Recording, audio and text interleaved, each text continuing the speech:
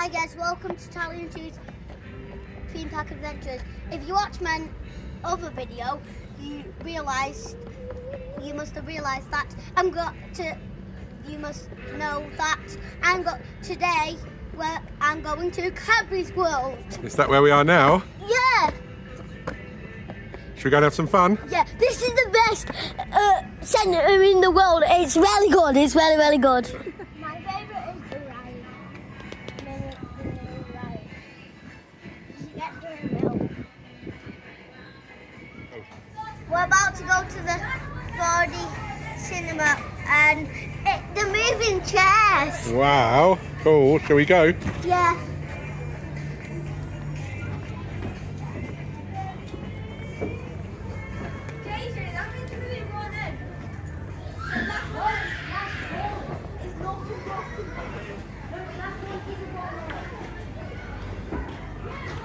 Well, look at that swirl of Cadbury chocolate. Oh yeah. And there's Cadbury wrapper. Half of it's been gone round. Oh, double decker bus. Well, that's why it's funny because it's a bus. Yeah. And the chocolate bar's called double decker.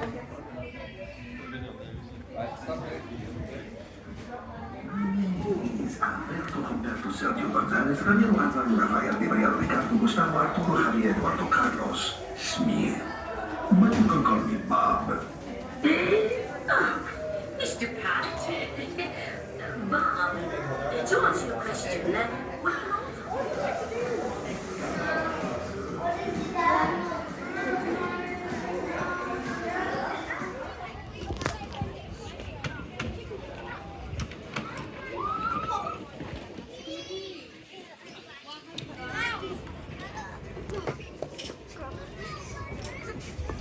Don't wait for egg. I'm running it down. Wait for egg.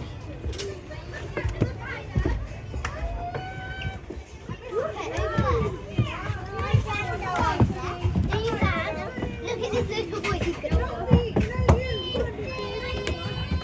See? It's fine. You can go wrong. I don't make fun. Yeah? Okay. Stand up though. You need to stand up. Ooh.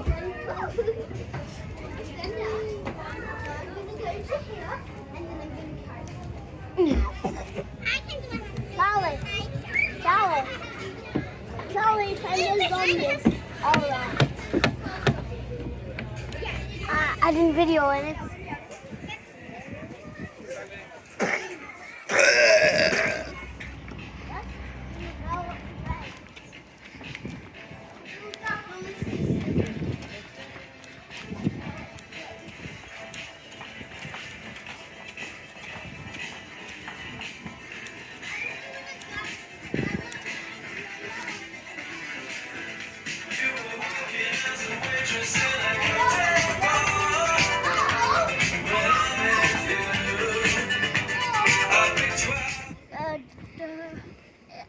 Cadbury.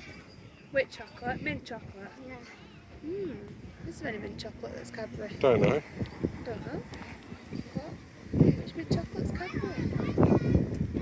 Not Airbo, that's not Cadbury, is it?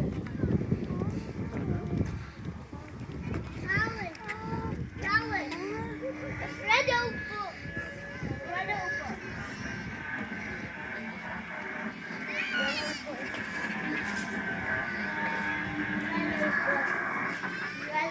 Crunchy monster truck, dude. See the crunchy monster truck? Oh look! This lights. This lights.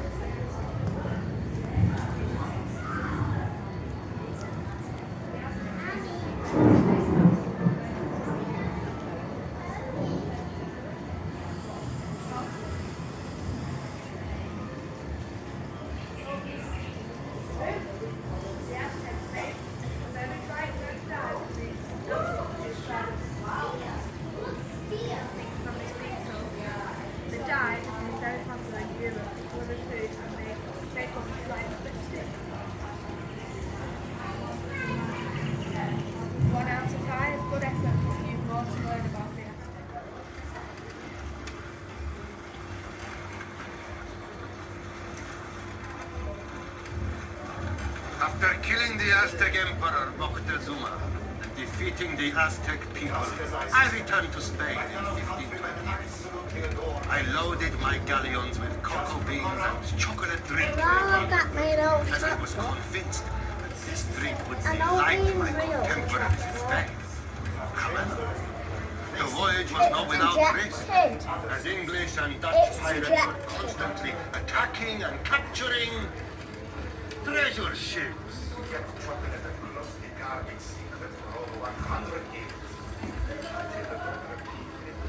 Look, I found the treasure. What's this? This is just bags of sheets droppings. Get rid of it. What sort of treasure ship is this? Okay, it's that. Hello? Senorita, uno pacchetto di cioccolato. Just as I suspected, my fellow countrymen absolutely adore the taste of chocolate. Just look around. Everyone is drinking it. Is this the same recipe originally enjoyed by the Aztecs? We have changed the recipe by replacing the chili pepper and by adding other spices. Cinnamon, nutmeg, and by adding sugar. We kept chocolate a closely guarded secret for over 100 years, until the daughter of King Philip II of Spain married King Louis XIII of France and took the secret with her to the French court.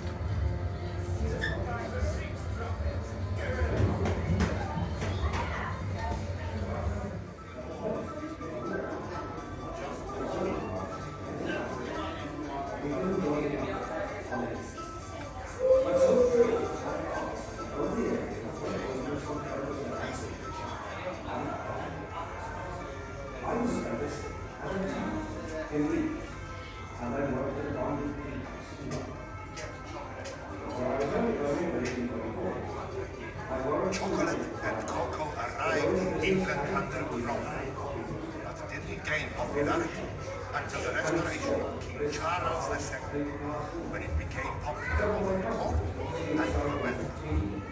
Some people, the famous diarist, wrote of it the day after the coronation of Charles II. Wait. My head is sad. Last night's drink. I am sorry. Went out next.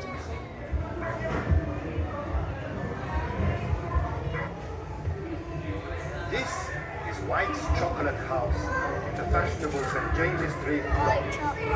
Chocolate houses were very fashionable in 18th century London, where the wealthy would meet to discuss politics, gamble, and drink chocolate.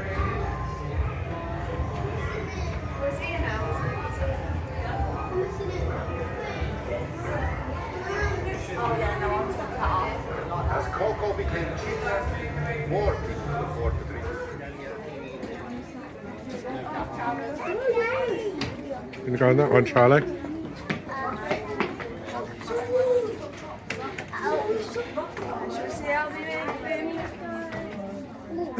What is it? I think they're making chocolate buttons. Showing you how they make chocolate buttons.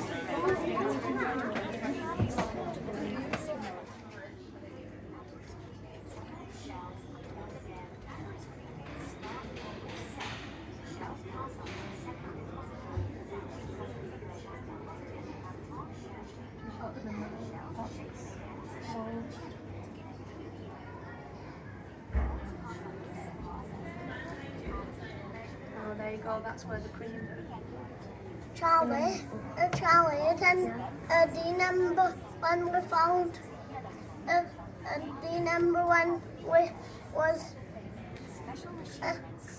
finding Easter eggs. That, and then we went in the shop, one with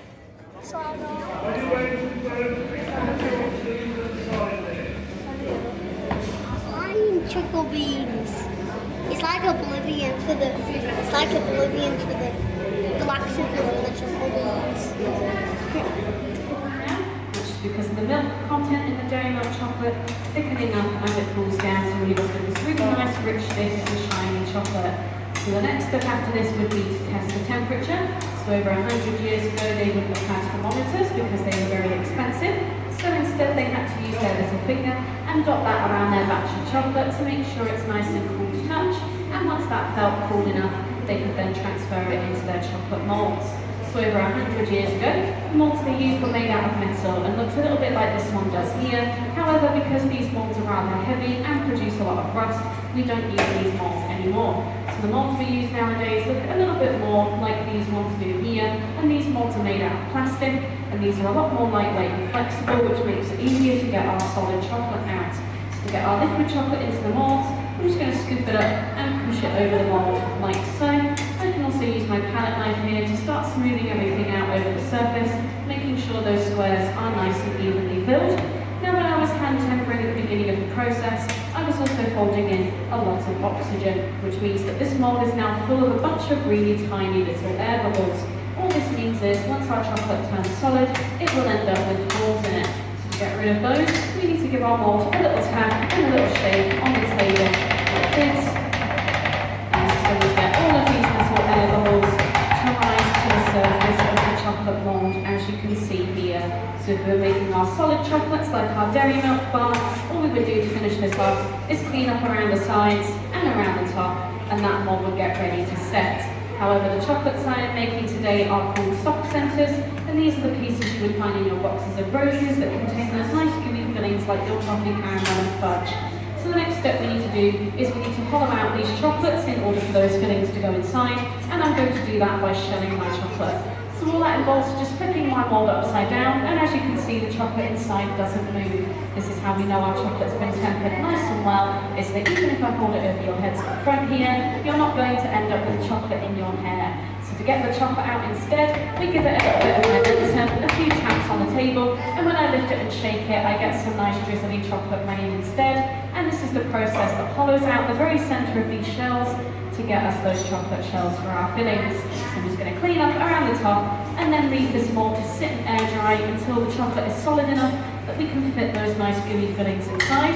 So after about 10 to 15 minutes, it should look a little bit more like this one does here, at which point we would hand pipe our fillings in piece by piece before using the rest of the tempered chocolate here to pass one more layer over the top, and this seals all of our nice gooey fillings inside. So the final step would then obviously be to set their chocolate. However, over 100 years ago, they also didn't have fridges in their factories yet either. So to set their chocolate instead, they had to use places called cold rooms. Now these rooms would be dotted all around the factory floors, and they acted like very miniature basements. They were dark and windowless, but had very good ventilation passing through them, and all of their molds would sit inside and air dry over time. However, nowadays with our fridges here, all of our chocolate sets in roughly under an hour. So this mold's going to go into cure, and out comes a solid chocolate mold that was made earlier, such as this one here. So as you can see, the chocolate is now a really nice rich dark brown colour, and over the back you'll be able to see a frosted glaze over the back of each piece as well, which is how we tell this chocolate should be ready to take out of its mould. So I'm just getting the pieces loose by twisting the mould in my hands, and then hopefully when I start to tap it on the table, a few of those pieces should start to fall out. And there we are, that is how we made our pieces of chocolate by hand over 100 years ago. Now unfortunately I cannot let you eat these chocolates as they are reused and recycled again and again. However, just down this corridor to my right is chocolate making, where each of you are going to get your own individual pot of liquid dairy milk chocolates, eat and enjoy for yourselves. So thank you all very much for watching. I hope you enjoy your afternoon, and I hope you enjoy your chocolate. Thank you very much. What did you go for? Oreo. Oreo. What about you, Jude? What did you go for? Oreo. Oh, fair I'm enough. just gonna get the chocolate on its own. Hey.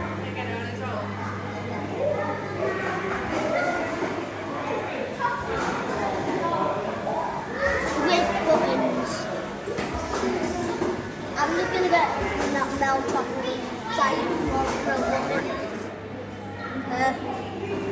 liquid chocolate with bubble buttons. Lovely. Very nice. That's Jude Bellingham.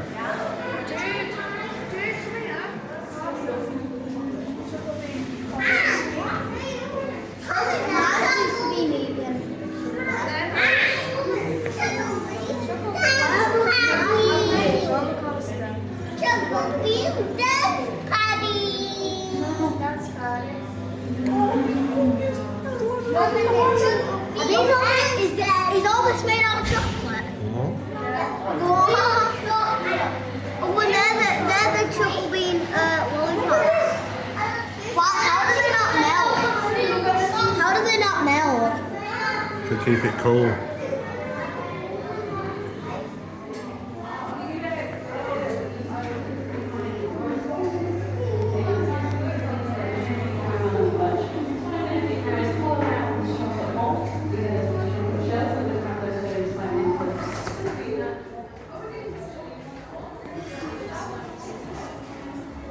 What are we going on now, Charlie? Cadbury's chocolate. Oh, Amazing adventure where you get to make the best Cadbury's chocolate bars. Chocolate, you've gone feral like Caramel. Yeah, it's not it.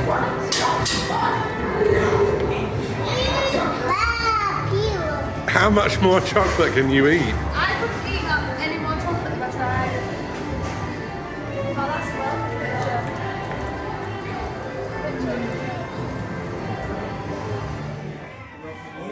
You eating, Jude? Caramel. For a bit of chocolate for a change? How many chocolate bars have you had today?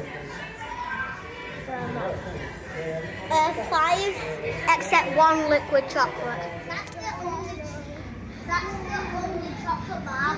They leave the air bubbles in. Oh, right.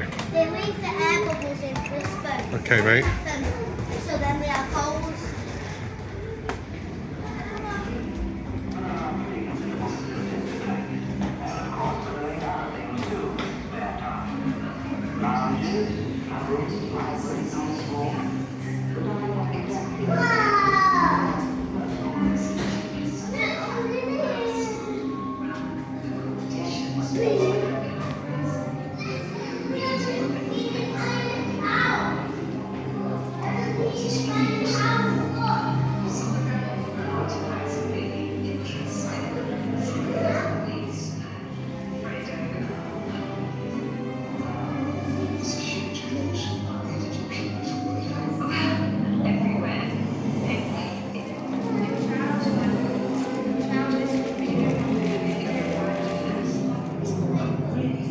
All of this stuff, is this all of it?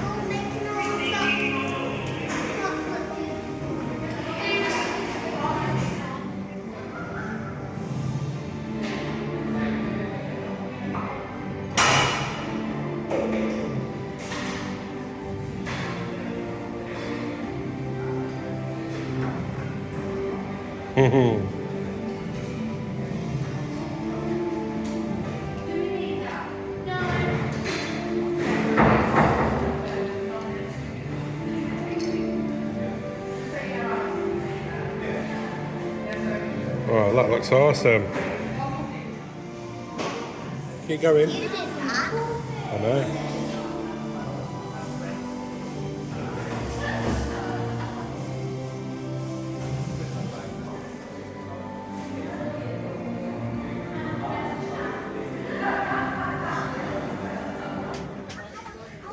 That's not Cadbury.